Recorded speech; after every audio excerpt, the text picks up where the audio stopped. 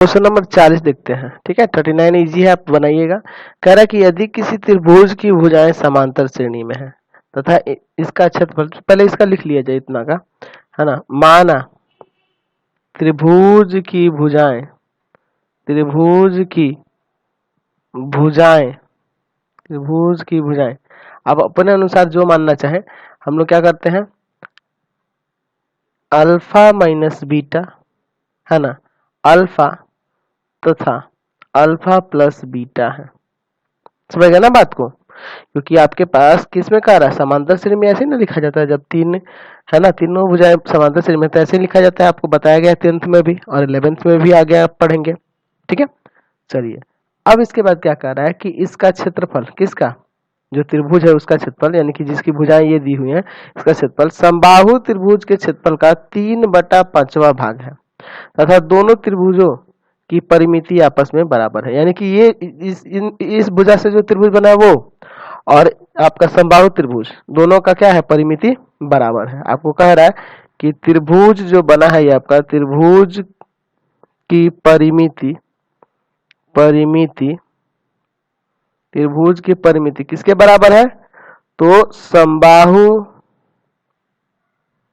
त्रिभुज के, समबाहु त्रिभुज के परिमिति के बराबर है। क्वेश्चन में क्या रहा है ना। अच्छा, हम लोग चाहे तो ऊपर लिख सकते हैं कि समबाहु त्रिभुज का हम कुछ भुजा मान लेते हैं, नहीं भी मानेंगे तो कोई दिक्कत नहीं है। चलिए, त्रिभुज की परिमिति क्या होगा, तो इन तीनों भुजाओं का योग होगा ना, ये अल्फा माइनस बीटा हो गया, अल्फा हो गया और अल्फा प्लस बीटा हो गया। और समबाहु त्रिभुज का क्या होता है, 3 गुना भुजा होता है ना। चलिए, तो यहाँ से आप बीटा बीटा काट देंगे, 3 अल्फा बराबर 3 गुना भुजा हो जाएगा। चलिए, यहाँ से 3 से 3 काट दीजिए, यानी कि अल्फा बराबर भुजा, यानी भुजा का मान क्या आ गया, अल्फा आ गया। समझ गए।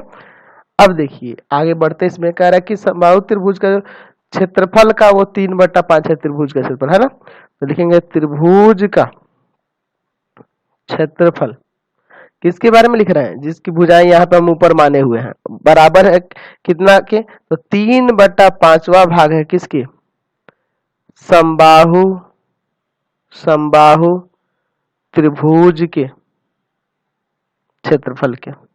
समझ गए ना। चलिए आगे अब हम लोग बढ़ते हैं। तो त्रिभुज का क्षेत्रफल आप हीरोन फॉर्मूला से जानते हैं कि रूट अंडर क्या होता है, S minus A, S minus B, S minus C. ठीक है, बराबर में 3/5 और इसका होता है √3/4 समबाहु का भुजा का स्क्वायर होता है ना। चलिए अब हम लोग एस की बात करें तो यहाँ देख लीजिए, आप परिमाप निकाले थे ऊपर, यहाँ यही देखिए ना 3 अल्फा आया था ना, यानी कि आप यहाँ साइड में लिख सकते हैं कि त्रिभुज का अर्ध परिमाप आपको चाहिए ना, अर्ध परिमाप, यहाँ साइड में चाहे तो आप लिख दीजिएगा।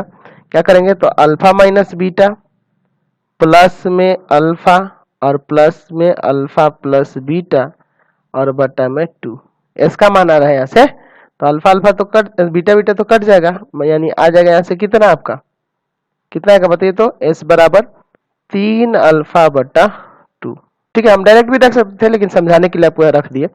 चलिए, रूट अंडर इसका मान यहाँ हो जाएगा 3 अल्फा बटा 2, फिर यहाँ पे 3 अल्फा बटा 2 और ए एक भुजा है, क्या है पहला, अल्फा माइनस बीटा था ना पहला भुजा, यानी अल्फा माइनस बीटा, यहाँ रख देते हैं अल्फा माइनस बीटा एक जगह। अच्छा फिर देखिए 3 अल्फा बाई 2 माइनस दूसरा भुजा क्या है, बी क्या था, दूसरा भुजा क्या था, तो वो है अल्फा।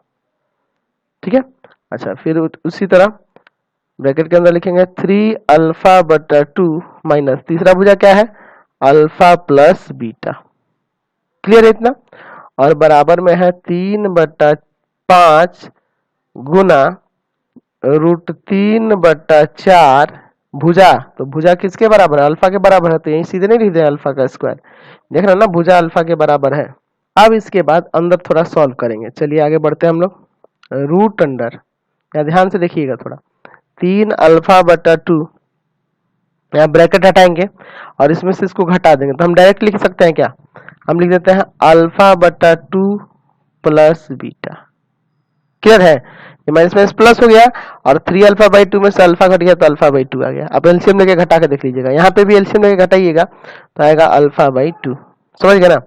फिर इनटू में यहाँ ब्रैकेट के अंदर चलिए तो यहाँ भी आएगा अल्फा बाई 2 और माइनस बीटा हो जाएगा। देख लीजिए प्लस माइनस माइनस बराबर में 3/5 गुना √3/4 अल्फा स्क्वायर। ठीक है, अब एक काम करते हैं, अंदर एलसीएम लेंगे फिर से, ये अंदर की तरफ चलिए। तो एक काम करिए, यहाँ पे 3 अल्फा/2 इंटू में यहाँ एलसीएम लीजिएगा 2, यहाँ अल्फा प्लस 2 बीटा आ जाएगा, फिर इंटू में अल्फा बाई 2 और फिर यहाँ पे आ जाएगा अल्फा माइनस 2 बीटा/2। ठीक है, बराबर में 3/5 √3/4 अल्फा स्क्वायर। क्लियर है इतना? चलिए अब एक काम करते हैं, यहाँ देखिए अल्फा बाई 2 है, यहाँ भी अल्फा बाई 2 है, तो बाहर निकलेगा तो एक बार लिखाएगा ना, और नीचे देखिए यहाँ भी 2 है और यहाँ भी 2 है, तो इसको भी निकाल लेते हैं। ठीक है, फिर रूट अंडर बच जाएगा। देखिए यहाँ क्या बचेगा, एक तो 3 बचेगा, अच्छा और क्या बचेगा यहाँ पे, और दूसरा बचेगा यहाँ अल्फा प्लस 2 बीटा और यहाँ बचेगा अल्फा माइनस 2 बीटा, बाकी तो निकल गया ना, और बराबर में 3/5 √3/4 अल्फा स्क्वायर। सोच रहे होंगे सर गुना क्यों नहीं कर रहे, आगे कट जाएगा इसलिए नहीं कर रहे हैं। यहाँ देखिए अल्फा बट्टा में 2 दूना 4 और ये √3 अलग रखिए ताकि काटा जा सके, इंटू में फिर root under alpha plus 2 beta और अल्फा माइनस 2 बीटा। क्लियर है? चलिए यहाँ 3/5 √3/4 अल्फा स्क्वायर, तो एक अल्फा से एक अल्फा इधर काट दीजिए, √3/4 से √3/4 कट गया। समझ गए ना? यानी अब देखिए यहाँ पे फिर फॉर्मूला अंदर लगा दीजिए, ए स्क्वायर माइनस बी स्क्वायर का, तो हो जाएगा अल्फा स्क्वायर माइनस 2 बीटा का स्क्वायर, होता है ना ए प्लस बी माइनस बी, और बराबर में 3/5 एक अल्फा बचा है, एक ही ना कटा था। अब दोनों तरफ वर्ग कर देंगे, दोनों तरफ वर्ग करने पर वर्ग करिएगा तो यहाँ हो जाएगा root under alpha square minus 4 beta square का होल स्क्वायर। ठीक है, और बराबर 3/5 अल्फा का होल स्क्वायर। तो इधर तो रूट हट जाना है ना, चलिए इधर से रूट हट जाना है, आ जाएगा alpha square minus 4 beta square, और इधर आ जाएगा 9 अल्फा स्क्वायर और बट्टा में 25, 25 को इधर ले जाकर गुना करेंगे ना, तो हो जाएगा 25 अल्फा स्क्वायर और माइनस का 100 बीटा स्क्वायर और बराबर में 9 अल्फा स्क्वायर। 9 को इधर लाके घटा देंगे और इसको इधर ला देते हैं। चलिए तो यहाँ से हो जाएगा 25 में से 9 गया, 16 लिख दें क्या डायरेक्ट, 16 अल्फा स्क्वायर बराबर 100 बीटा स्क्वायर। क्लियर है? चलिए अब इस 16 को इधर भेजते हैं, बीटा स्क्वायर को इधर लाते हैं। चलिए बराबर में हो जाएगा 100/16, है ना? चलिए इसको काटना चाहे तो काट सकते हैं, 4 से 4 चौका 16 और 25 चौका 100, स्क्वायर ले जाएंगे उधर, रूट में हो जाएगा अल्फा बाई बीटा बराबर हो जाएगा आपका रूट अंडर 25/4, यानी क्या आ जाएगा 5/2। तो हम लोग ने माना अल्फा बराबर 5 के और बीटा बराबर 2 के, है ना? अनुपात में आया ना, तो इसलिए के लगा के मान लेंगे। इसलिए त्रिभुज की भुजाएं क्या हो जाएंगी, पहली भुजा क्या होगी, यानी कि पहली भुजा जो है आपकी वो आपकी है क्या था, अल्फा माइनस बीटा, यानी 5 के माइनस 2 के आ जाएगा 3 के, है ना? अच्छा दूसरी की चलते हैं, दूसरी भुजा, तो दूसरी भुजा हो जाएगी अल्फा यानी कि 5 के। अच्छा बच गया तीसरी भुजा, तो तीसरी भुजा क्या हो जाएगी, तो वह है अल्फा प्लस बीटा यानी कि 5 के और प्लस में 2 के 7 के हो जाएगा। इसलिए भुजाओं का अनुपात निकालना ना, भुजाओं का अनुपात कांस्टेंट हटा देंगे, के को हटा के लिख देंगे, यानी हो जाएगा 3:5:7। ये ना साबित करना था। चलिए अगले क्वेश्चन पे चलते हैं। अब क्वेश्चन नंबर